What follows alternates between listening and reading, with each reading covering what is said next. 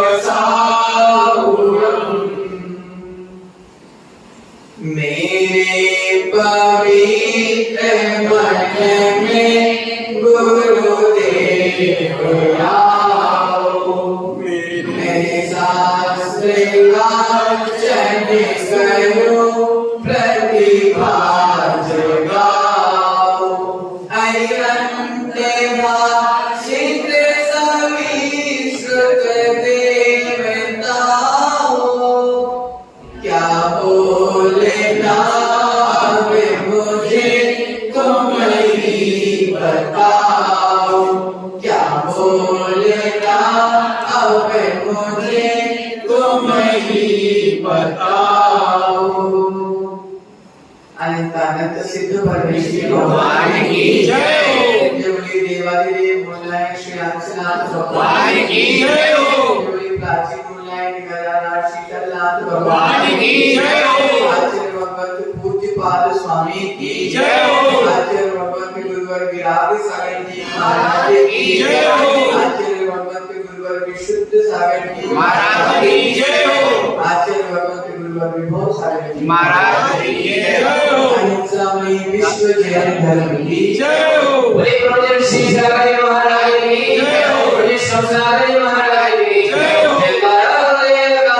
जय गुरुदेव। नमस्ते प्रिय आत्मा, हमारे इष्ट के द्वारा हमारे इष्ट के लिए कहा गया उपदेश, इष्टोपदेश की चर्चा चल रही थी और हमने 3 कारिका पूर्ण करी थी। आज अपन चौथी कारिका के बारे में जानने का प्रयास करेंगे।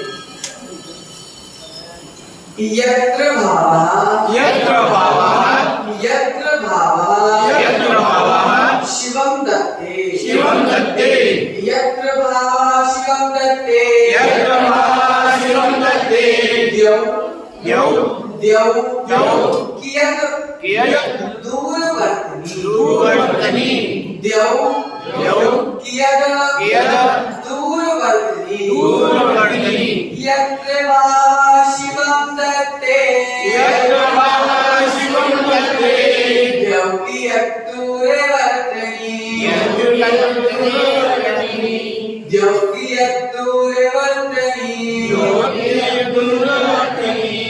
यो नैत्यासु यो नैत्यासु यो नैत्यासु यो नैत्यासु गव्युक्तिम गव्युक्तिम।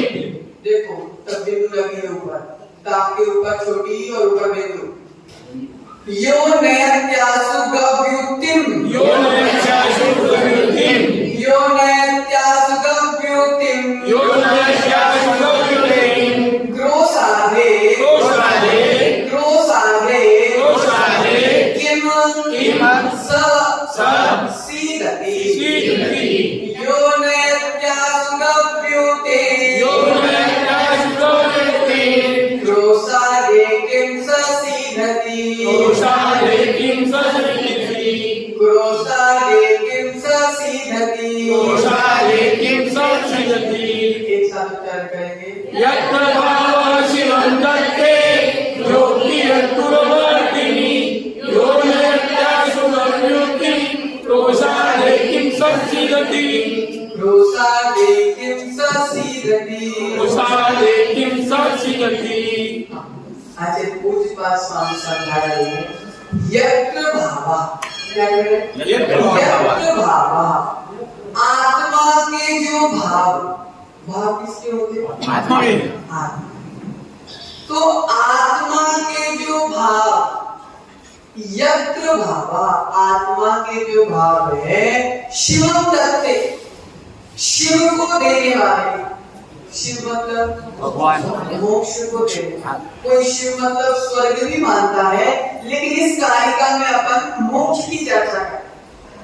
तो शिवम दत्ते, मोक्ष प्रदान करता है, उससे ध्यो अर्थात स्वर्ग किया दूरवर्ती। स्वर्ग कितना दूर है? जो आत्मा के भाव मोक्ष दे सकते हैं, जिन आत्मा के भावों से मोक्ष प्राप्त हो सकता है, उससे जब अतः स्वर्ग कितनी दूर है? कियत् दूरवर्ती। यह गव्युतिम, यहाँ पे आचार्य भगवान एक उदाहरण के माध्यम से समझा रहे हैं। अरुण भाई, जैसे आप दो मतलब बोला जाए भार वजन उठाकर, अगर 5 किलो वजन उठाकर आप यहाँ से 10 किलोमीटर जा सकते हो। ध्यान से समझना, सभी समझना उदाहरण। जैसे अरे भाई आप 10 किलो वजन उठाकर यहाँ से 10 किलोमीटर जा सकते हो, सक्षम है, आपके अंदर सामर्थ्य है। अगर हम आपसे बोले कि आपको 10 किलो वजन उठाकर मात्र 2 किलोमीटर जाना है, तो क्या आपको कठिनाई होगी? क्योंकि आप 10 किलोमीटर जाने में सक्षम हो, तो 2 किलोमीटर जाना कोई बहुत बड़ी बात नहीं। वही समझा रहे हैं, यह गव्युतिम, जैसे कोई मनुष्य 2 कोस तक आसुनेति, भार को शीघ्र ले जाता, सहवा क्रोसार्धे, आधा कोस तक जाना उसके लिए कौन सी बड़ी बात।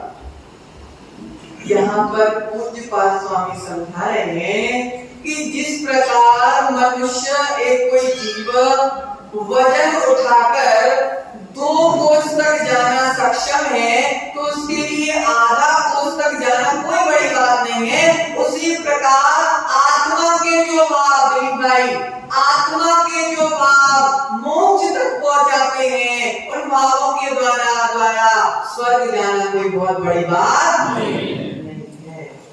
समझ में आया? अर्थ समझ में आया? आचार्य भगवान कह रहे हैं तत्व ज्ञान की पवित्र अभिलाषा, तत्व ज्ञान की रुचि जिन जीवों में प्रकट हो जाती है, वह जीव निकट भव्य है। दिलीप भाई, जिनवाणी आनंद किसको देती है? भव्य को कि अभव्य को? भव्य को। जिनवाणी आपको आनंद दे रही है, इसका मतलब आप कौन हो? भव्य हो, मोक्ष के आनंद में खेल रहे हो। कहाँ खेल रहे हो?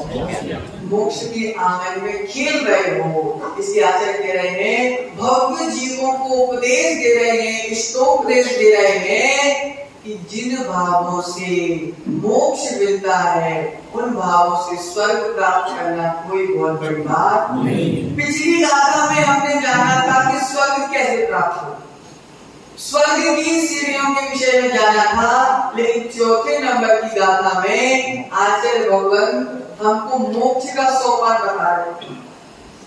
तो मोक्ष का सोपान शिवम दत्ते, शिव स्वरूप शिवकार की विधि सिखा रहे हैं। किसकी विधि सिखा रहे? शिव स्वरूप शिवकार की। आचार्य कह रहे हैं शिवम दत्ते, शिव देता है, मोक्ष देता है। कौन देता है? आत्मा, भाव। कौन देता है? आत्मा के भाव। आत्मा के भाव ही हमको स्वर्ग देते हैं, और आत्मा के भाव ही हमको मोक्ष देते हैं। जिन आत्मा के भाव मोक्ष देते हैं, तो स्वर्ग पाना बहुत बड़ी बात नहीं।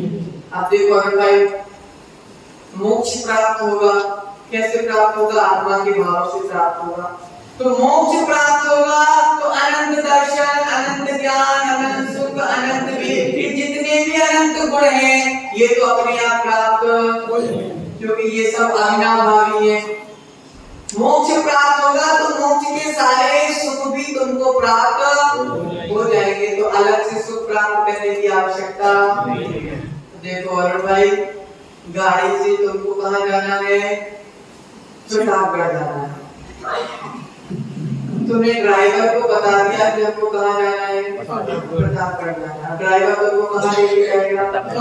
प्रतापगढ़ जाना है तुमको, तो तुमने ये बात ड्राइवर को बताई कि गाड़ी को बताई? बताओ, गाड़ी को क्यों नहीं बताया? जाना तो गाड़ी को, ले जाने वाला ड्राइवर है, ले जाने वाला ड्राइवर, ले जाने वाला ड्राइवर है। गाड़ी को बताया क्यों नहीं? क्योंकि गाड़ी जाएगी, अपने मन से नहीं जाएगी। ले जाने वाला कौन है? ड्राइवर। यहाँ पे आचार्य कह रहे हैं हमारी जो आत्मा है ना, ये ड्राइवर है, और जो शरीर है ये गाड़ी है। तुम भैया अपनी आत्मा के भावों को जागृत करो और आत्मा को बताओ कि हे आत्मा, तुझे मोक्ष जाना है, तुझे स्वर्ग जाना है। दिलीप भाई क्या बोल रहे हैं अपनी आत्मा को? हमें मोक्ष जाना है। अगर आत्मा से तुम बोलोगे कि हमें मोक्ष जाना है, तो आत्मा गाड़ी चलाएगी, तुम्हारे शरीर के पूरे कपड़े उतर जाएंगे। देखो, बाहर के कपड़े बाद में उतरते हैं, भीतर के कपड़े पहले उतरते हैं। क्या बताओ? बाहर के कपड़े बाद में उतरते हैं, भीतर के कपड़े पहले उतरते हैं। क्यों? क्योंकि तुमने आत्मा को बोल दिया कि मुझे मोक्ष जाना है। अब मोक्ष जाने के लिए पैंट शर्ट तो उतारना पड़ेगी ना, तो शरीर कार्य अपने आप करने लगता। तो क्या आत्मा ड्राइवर है और शरीर गाड़ी है? जैसा ड्राइवर गाड़ी को चलाएगा, गाड़ी वैसी चलती जाएगी। तो जिन भावों की निर्मलता के कारण, किनके कारण? भावों की निर्मलता के कारण हम मोक्ष जाने में सक्षम हैं, तो उन भावों की निर्मलता के कारण स्वर्ग जाना कोई बहुत बड़ी बात नहीं। अब भाई हमसे कह रहे तुम्हारा पंचम काल में तो मोक्ष है ही नहीं, पंचम काल में तो मोक्ष है ही नहीं, हम क्या करें मुनि बन के? बनी बातें नहीं। लेकिन आचार्य कह रहे हैं मुनि बनने के संस्कार अगर अभी बनाओगे तो भविष्य में संस्कार तुमको भगवान बनाएंगे, यही संस्कार भगवान बनाएंगे। तो आचार्य कह रहे मोक्ष नहीं है, सही बात है, मोक्ष मार्ग तो है, मोक्ष मार्ग तो है। 100 सीढ़ियां ना चढ़ पाओ तो 2-5 तो चढ़ जा, अगले भाव में 2-5 तो कम चढ़ना पड़ेगी। इसलिए यत्र भावः शिवं दत्ते, जो भाव शिव को देते हैं, मोक्ष प्रदान करने में सक्षम है, ध्यौकियत् दूरवर्तिनी, स्वर्ग से कितनी दूर है? जयादभ्युतिम्, जैसे जो मनुष्य 2 कोस तक भार ले जाने में उसको कोई समस्या नहीं होती, तो आधा कोस तक ले जाना कोई बहुत बड़ी बात नहीं है। देखो, जिन भावों की परिणति हमको अनंत सुख दे रही, जिन भावों की परिणति हमको ऐसा जो सुख कभी नष्ट नहीं होने वाला, ऐसा छाई सुख देने में सक्षम है, तो स्वर्ग के सुख तो छोटे मोटे हैं। स्वर्ग के सुख तो कुछ ही समय, कुछ सालों पर्यंत झेलना है, लेकिन जो स्वर्ग मोक्ष रूपी सुख है वो तो एक बार प्राप्त हो गया तो छूटने वाला नहीं है। इसलिए अशोक भाई, पुरुषार्थ किसके लिए करना? मोक्ष के लिए कि स्वर्ग के लिए? मोक्ष के लिए। स्वर्ग के लिए कि मोक्ष के लिए? मोक्ष के लिए। माता स्वर्ग जाना कि मोक्ष जाना? ऐसी मायाचारी करते करते चले जाओगे क्या? रोटी बनाते बनाते चले जाओगे क्या? कैसे जाओगे? भावों की निर्मलता। किसे जाओगे? भावों की निर्मलता। तुम तो मोक्ष जाने का प्रयास करो, स्वर्ग तो अपने आप चले, मोक्ष जाने का प्रयास करोगे तो स्वर्ग अपने आप चले जाओगे, क्योंकि 2 कोस तक जा सकते हो तो आधा कोस जाना कोई बहुत बड़ी बात नहीं। एक बार गाथा को उच्चारण करो। यत्तु शिवं दत्ते योगिरत्तुरवर्तिनि यो नयत्यासु गव्योति प्रोषादे किं सत्सिगति। यत्भावः जो आत्मा के भाव है शिवम दत्ते शिव को देने में सक्षम है, समर्थ है, देते। तो उन्हीं भावों के द्वारा स्वर्ग जाना कोई बहुत बड़ी बात नहीं है, क्योंकि जिस प्रकार एक व्यक्ति भार को उठाकर 2 कोस तक चला जाता है, उसके लिए आधा कोस तक जाना कोई बड़ी बात नहीं है। बात समझ में आ गई? सबको समझ में आ गई? किसी को नहीं समझ में आई तो बता दे। सबको आगे समझ में? इसी मंगल भावना के साथ परम पूज्य आचार्य भगवत पूज्यपाद स्वामी की जय हो।